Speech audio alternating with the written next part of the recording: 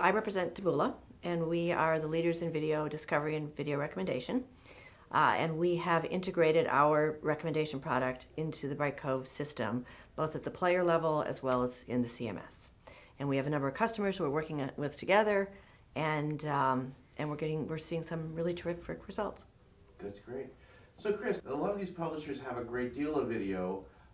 Some of it's surfaced, as we've seen, some of it's not. What has been the challenge historically, and what are you guys trying to solve here? Sure. So as publishers get customers, to their site and viewing their video, they've attracted them with either through some search or something exposed on the homepage, and they're able to show that video to that customer.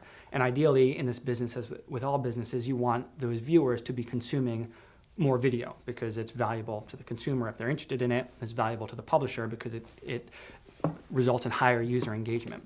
And there are a few ways to do that, but the most important thing that they can do is provide them with more product that they like. So if they've come and watched a video and they've watched it to the end, or they've watched some significant portion of it, what the publisher would want to be able to do is say, okay, viewer, you watched a significant portion of this video. Do I have other content in my library that is enough like it that I can then show to you and keep you on my site longer so you can consume some more of that video?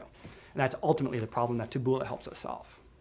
Okay, so tell us a little bit about the integration, about what publishers do, how it works, the monetization. Some of that I'll leave to Liz because she can speak a little bit more about her business. But the integration that they've done is essentially a plug-in to the Brightcove online video platform and into our player, whereby the content of the library is ingested into Taboola's system. They know information about the video, about the metadata. They can know some information about the consumer and their viewing habits. And then match those up. So the workflow from a publisher standpoint, as I understand it, is a couple of days worth of work. It's really making the players able to load up the Taboola plugin. It's allowing the Taboola system then to be able to ingest and scrape all of those videos so it knows some information about the videos. And from there, it just works its magic. An awful term to use in this business. And the monetization aspect of it is something that is really intriguing here, because typically as you add more technology solutions to a problem that you're trying to solve, each one of those solutions costs you another penny or a nickel or a dime, and it makes it tough for publishers to maintain a business that way, because if you're making $1 on advertising and you have to give away 95 cents of it to technology, you're no longer in a business.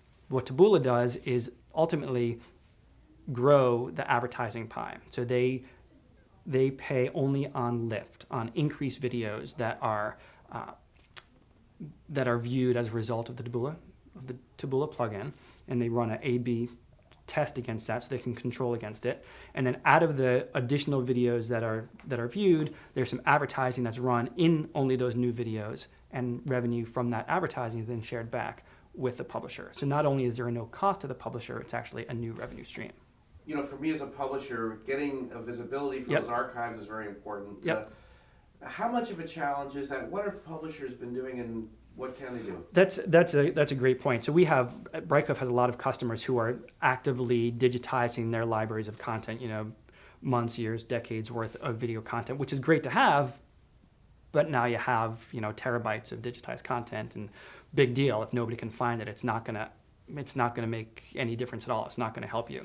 There's this concept of evergreen content, which is content that doesn't expire over time, right? It still has interest and value to viewers, but only to the extent that they can see it. So using a recommendation system like Taboola, being able to make sure that viewers have the ability to find and watch that kind of content, pass it on to their friends and acquaintances through sharing tools, those are the kind of things that can help bring value to those archives of content.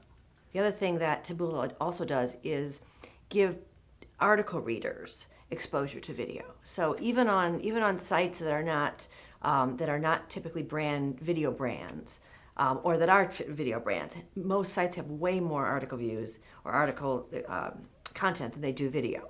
So exposing those article or flat content users to video also provides a lift in an education for publishers as well. How is the value of news video as a business for you guys? For publishers, it seems like most of the stuff is probably news-centric. What is sort of bubbling up through this system? I would say there are a couple of trends, both recommended and organic, if you will.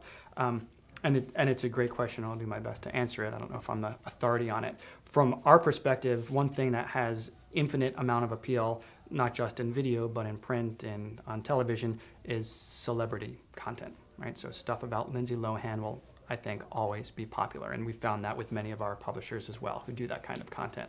And that kind of content really lends itself well to recommendations because, one video of Lindsay Lohan self-imploding can lead to a dozen others, and they will all be equally consumed by people who are interested in that.